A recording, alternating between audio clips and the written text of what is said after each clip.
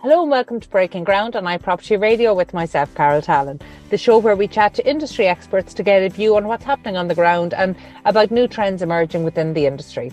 This show is brought to you in partnership with Place Engage, a data-driven platform for more successful public consultation and community engagement for your next development project. Today, I'm delighted to be joined by Mary Whitney, Director of Education for FutureCast. Mary, you're very welcome. Thank you for joining us today. Thanks a million for having me, Carol. I'm delighted. Mary, FutureCast, for anybody who is not familiar, what is FutureCast? So FutureCast is a not-for-profit organisation funded by Enterprise Ireland, and our remit is to work with the construction and quarry industries by providing training programmes and promoting disruptive technologies and innovation. Excellent. And so what kind of projects are you involved in at the moment? So we have a 3D construction printer project, and we've rolled out education programs in conjunction with Hardcore Technologies and the Loud Meath ETB. But we also work with companies looking at their own infrastructure and seeing where digitalization and automation might help them out, I suppose, and where we could look at rolling those out with them. Very good. And this is so timely for the industry right now. And just for anybody listening in, our show producer, Katie, actually attended the one-day 3D concrete printing course and loved it. And she wrote a little bit about it. So actually, if anybody has an interest in that, they can find it on the iPropertyRadio website, because part of her attending was to go and almost demystify some of these technologies that are being rolled out in the industry, and really to show people that construction is not what you think it is. So for those considering not just a career, maybe coming from school or third level, but also those maybe in another industry now at mid-level in their career, that, construction is definitely an appealing industry, and it can be such an interesting and varied career. And I suppose the main message coming from the industry right now is construction is not what you think it is. And it's definitely worth a second look. So Mary, you're involved in a really interesting project at the moment, and one, dare I say, I don't want to say moving a boulder uphill, but it's certainly a challenge, looking at diversity and inclusion within the construction industry. You might just tell us a little bit about that. Yeah, so FutureCast are working on a European project with some European partners. It's Erasmus Plus funded. And this project looks to engage more women in the construction industry by providing a toolkit for vocational educational practitioners, on, I suppose, the most up-to-date information and an awareness piece about barriers for women entering the industry, but also drivers for change. How can we change this? And also providing, I suppose, a toolkit on how you might create your own gender action plan. So this kind of positive reinforcement and positive conditions to enable and to allow women to flourish in the industry. It's a really interesting project. We're kind of at the kind of mid-stage, I would say. We're putting together a toolkit that's going through kind of testing phase at the moment. And when that's complete, we'll be uploading that onto our open education resource platform. There's a huge amount there to unpack in what you've said there. So I appreciate that the project is kind of midway through, but in terms of your research so far, I mean, particularly when you talk about barriers for women coming into the industry, what have your studies shown you so far? What's the research telling you?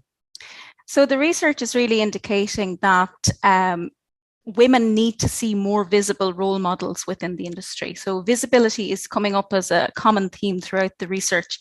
And I suppose, if you can't see it, you can't believe it. It's like people are talking currently about Katie Taylor and being the inspirational role model that she is. And that's fantastic. And that's what kind of needs to happen in construction. We need to see more women at the forefront to allow people to say, oh, you know what, I can actually be a project manager or an architect or a labourer or whatever it is that you want to do within the industry. And like the really cool thing about construction is the diversity of roles within the industry. So hence, I think it needs a diverse group of actors in the industry as well to kind of fill all of those roles. That's such a great point. We had the opportunity recently to interview Kate Fahey, who is a young crane driver, quite new into the industry.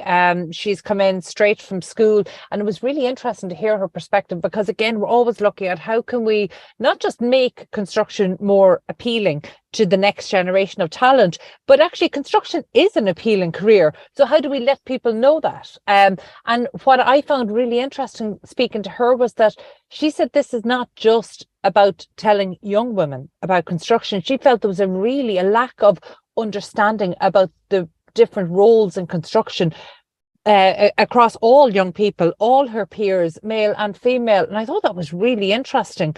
Is your research kind of taking in anything like that? Yeah, absolutely. I think another theme that was strong and that came through strong was educating the educators. So even the educators, the career guidance counsellors, the teachers in secondary school, I don't think they fully understand the complexity and the diversity of the roles that are within the industry. And I suppose that came through the research, that we really need to re-educate the career guidance counsellors and tell them this is what's on show, this is what's on offer. And you don't necessarily need to have manual skills now. You could have really good computer gaming skills that are really transversable now into the industry. We see 3D construction printing as an example of that. It's an example of a combination of skill sets, not just manual or that physical kind of labor that's traditionally associated with construction. We're talking about a diverse set of skills now that are required for this industry. It's interesting that you hone in on, say, the career guidance teachers, because that's also a group that has been selected by MMC Ireland, which is the industry representative body for those involved in kind of the procurement, design and delivery of modern methods of construction in Ireland. And it's the industry voice there. And they have a working group on education. And part of the working group on education, they identified that actually the career guidance teachers play such a huge role. And if they don't appreciate the differences between the different roles. So, for example, actually, we talk about construction, but do we only talk about in the context of trade or engineering? We're not really talking about in the context of if you want a career in technology, and if you want a career in immersive technologies like augmented reality and virtual reality, if you're really into geospatial geospatial data, if you've an interest in data analytics, that these are all roles that actually you can have these roles and be really a leader in these emerging spaces in construction. And I think possibly that's the message that's not getting through, but it's part of this cultural. In Ireland, we certainly had a move towards more and more students going into third level education, and we see that with the reduced number in apprenticeships. Is there maybe a stigma still attached to a career in construction? It's a good point, and I think to some degree it's true. I think there might be this kind of old idea of what construction is, this kind of traditional, it's full of white males, macho, strong, physical, it's kind of one of those industries that you have to put up with the weather and the elements and all the rest. But, we're saying actually the face of construction is changing. And, with that comes changes in terms of the makeup of the industry as well. So that's why we see, this as an industry that's going to welcome everyone, because everyone has a place and everyone has a part to play in this. We see that there's a housing crisis at the moment. We see that we need more labour. And how do we do that? Well, we need to ensure that we have enabling conditions to allow women to flourish. And not just women, we're talking about people with, different backgrounds, different cultures. All of that will create, like, I suppose, an industry that is full of really good, creative, new ideas. And I think that's what we need to face these really difficult challenges that are ahead of us. How can that be achieved? How do we create this environment where women can flourish? I think, there's many aspects to that. On an individual level, as women, as young women, or as women that might want to transition mid-career, you really need to do the research. You need to find out what it is that you actually want to do, and then secondly, what company do you want to work for, and find out about that company. What's their makeup? How many people are in that company? How many females are employed? What positions do they occupy? And I think that's really key as well, just doing your research and finding out about the company and its culture and its makeup. On a organizational level, what can an organization do? Well, they can gender-proof their organization, essentially. They can look at their recruitment policies. They can look at what attractive measures they've put in place to entice people into the industry. And I'm not just talking about women as well, because we know that there's a recruitment crisis, right? So really, I think when you're putting these actions into actions in place, you're not just enticing women in, you might be enticing a new generation of recruits that want meaningful work and who want to contribute positively to the built environment and to the construction industry. So I think recruitment, like when you gender proof, I think you actually are doing a service to everyone, not just women. So that's another step that companies can take. But I do think as well, they need to kind of look at some systemic barriers as well. So the language that's employed in recruitment adverts, maternity leave policies, all of those kind of HR related aspects that could definitely, I suppose, attract women in, but also retain women, because that's key as well. We want to know that after I have a baby or you have a baby, that you can come back and that you're going to be supported to do your job. And I've looked at other industries, talking to industry experts in the accounting field, and they're doing some really incredible work there where they're really making it easy for women to transition back in, because they're offering flexi time, they're offering a 9 to 2 work environment, at the same rate of pay, and, before they left, let's say. So I think, we can look at best practice from other industries as well and see what are they doing and how have they done it, and incorporate that into the construction industry. It does seem like there's a huge body of work to be done, not just from a policy point of view, but actually for say, for example, contractors on the ground. Because I know, you talk about maybe gender proofing your recruitment process, but actually one of the things that we've heard quite repeatedly from, say, construction contractors in particular, is that they are very cognizant of this. So, but they don't have an opportunity, they feel, to do anything because they're not getting applicants. They're not getting female applicants applying for roles that they're advertising.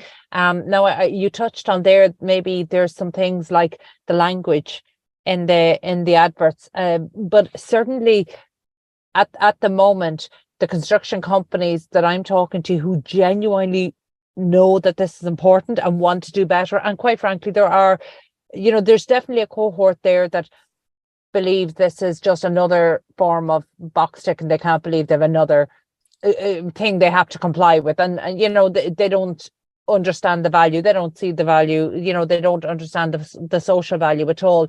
But there are some who are genuinely, they understand. They look around their boardrooms and they see the lack of diversity, and they know the group think that generates. So they know they need diversity, but they're really struggling to get those applicants in the door. Like, in terms of the toolkit and the inclusion, reach and teach toolkit, will that be addressing kind of, I suppose, granular issues like that?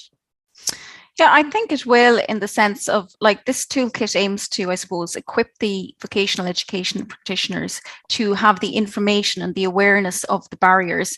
And then it also is going to give the women, I suppose, a kind of curriculum to exceed and how to thrive in the industry. I think in that, then we will be looking at those issues for those companies that really are trying and saying we're not getting the applicants. Well, we might have to rethink that and ask ourselves, well, what are those roles that you're advertising? And is that just across the board that they're not appealing? Are they appealing to men equally as women? And maybe it's about reframing the job title and the job role, being creative with your advertising, being creative with your social media to get people's attention, and I suppose to attract people to some of those specific roles. We are in an age now where, I suppose, the more mundane tasks of any industry are being replaced with automation and robotics. And I suppose we have to now reinvent some of the roles, the traditional roles that were there, and replace them with something a little bit more interesting. People are all about, I suppose, progression, or a lot of people I meet, they all kind of want to say, well, what's the next step? I get bored quite easily.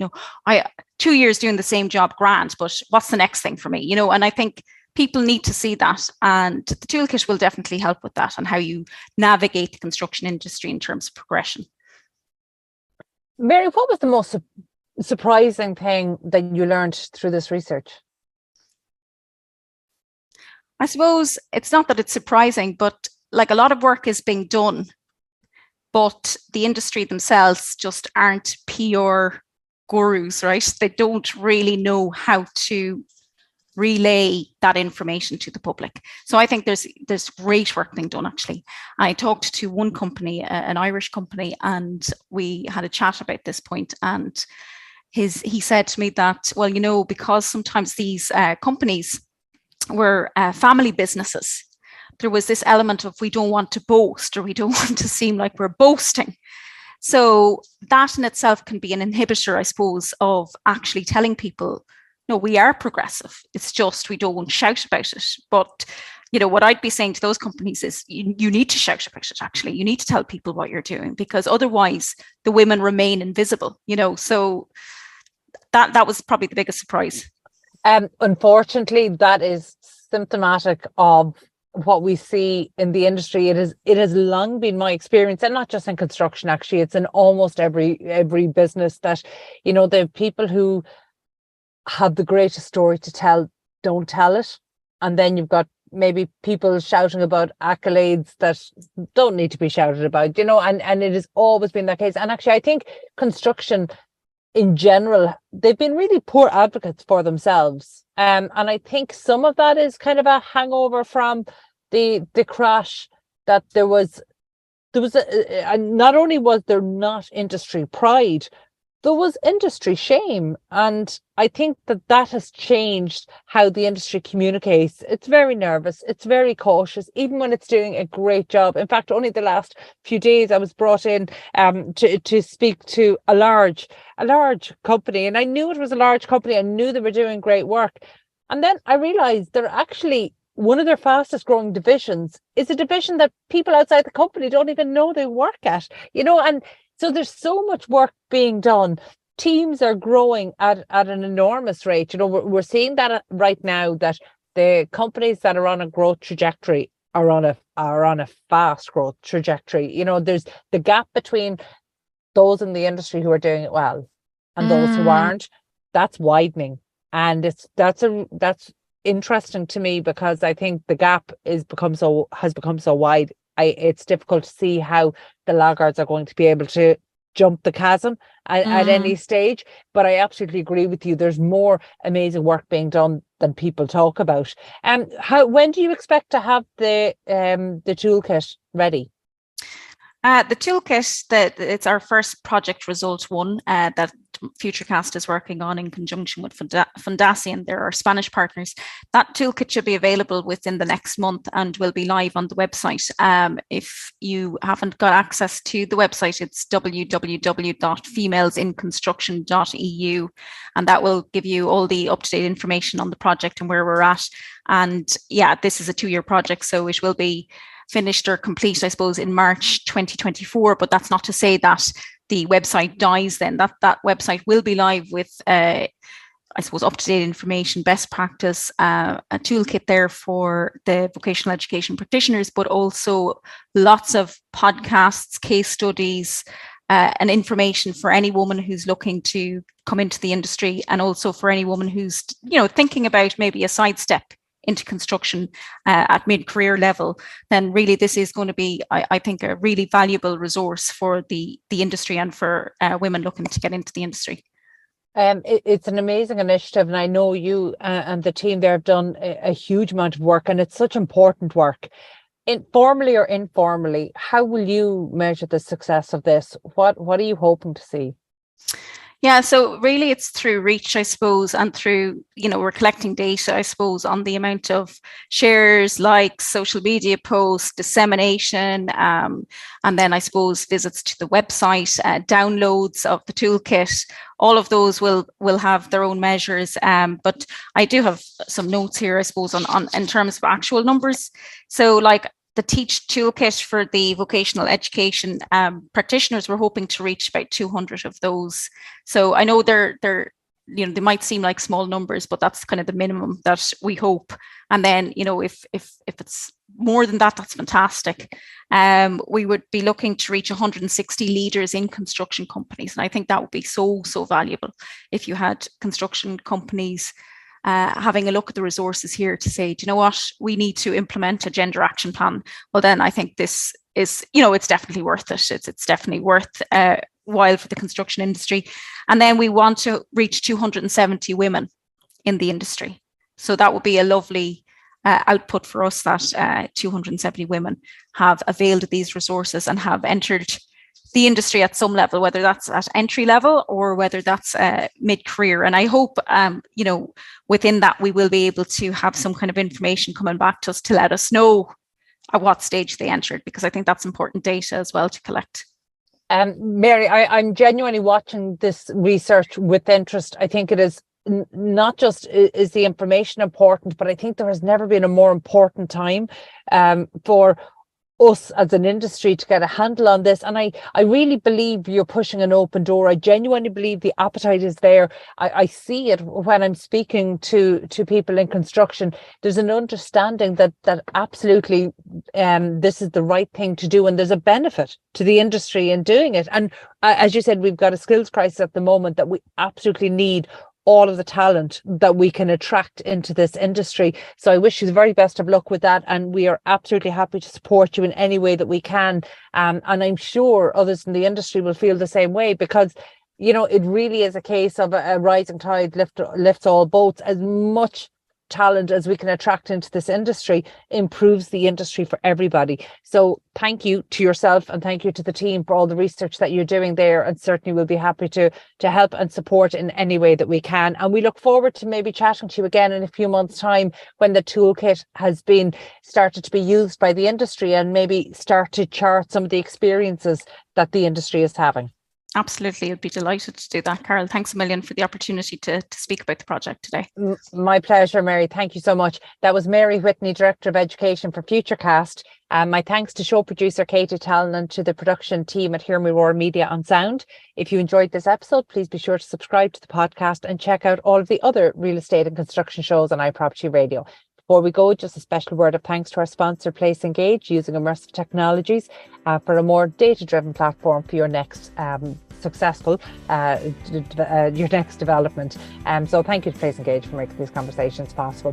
And thank you indeed for tuning in. We'll catch you on the next episode of Breaking Ground on iProperty Radio.